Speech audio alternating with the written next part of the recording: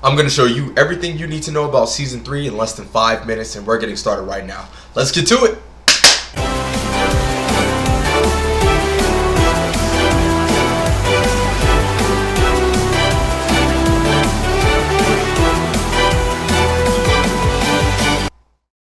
I'm your host, Student, and your future Dragon Ball FighterZ Evo champion for 2020. And I would also like to personally welcome you to Season 3. We have quite a bit to unpack here, so let's get right into it.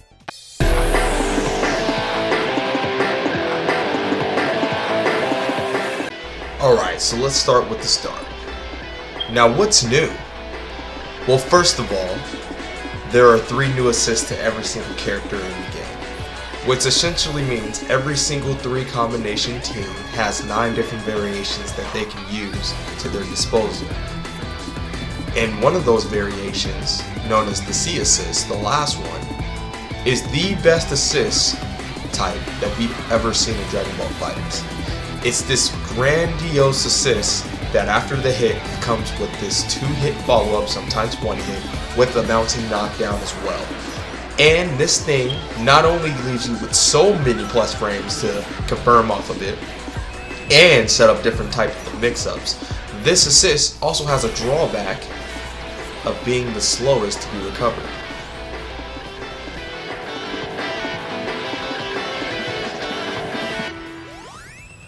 In addition to that, fuzzy setups have been almost completely eradicated from the game to change to jumping attacks against standing opponents.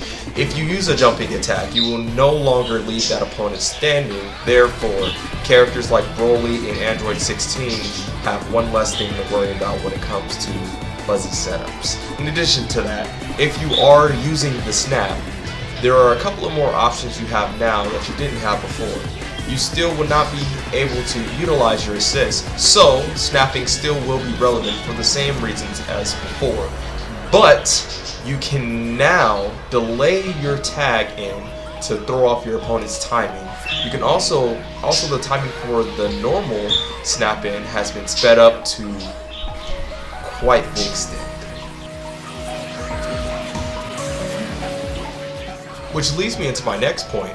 They changed the way that combos work when we use Vanish and Dragon Rush. You can now use different special moves and Super Dash outside of these situations, therefore giving all of the zoners a boost by letting them be able to do their zoning, Vanish, and then confirm with the Super Dash if they haven't used it already.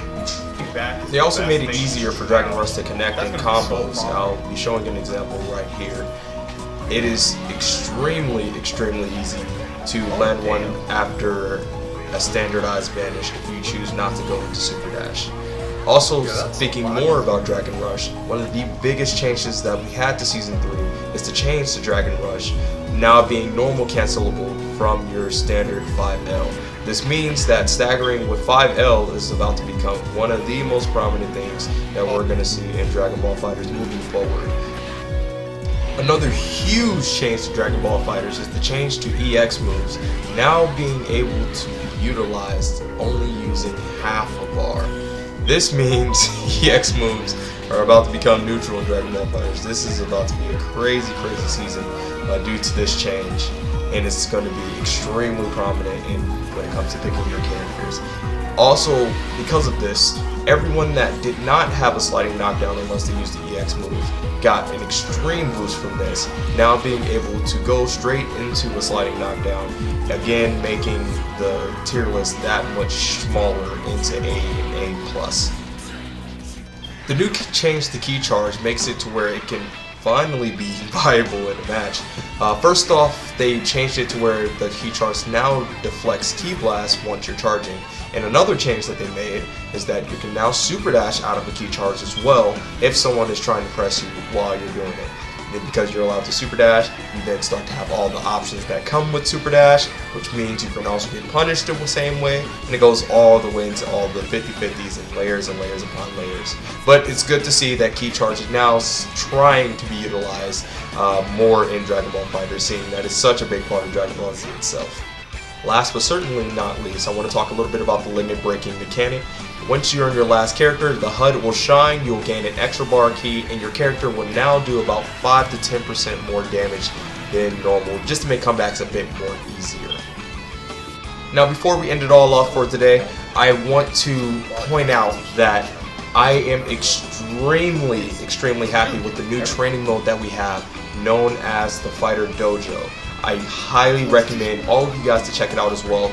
Don't just take my word for all of the changes for Season 3. If there's anything that I left out, make sure you check the dojo yourself so you can see everything else that you have in there. And there's also a lot of good things that we haven't gone over yet that we will get to in future videos. Thank you guys so much. My name is Student, and I will catch you guys in the next one. Get out there, let's start playing some Season 3. We're never done learning, it's never over.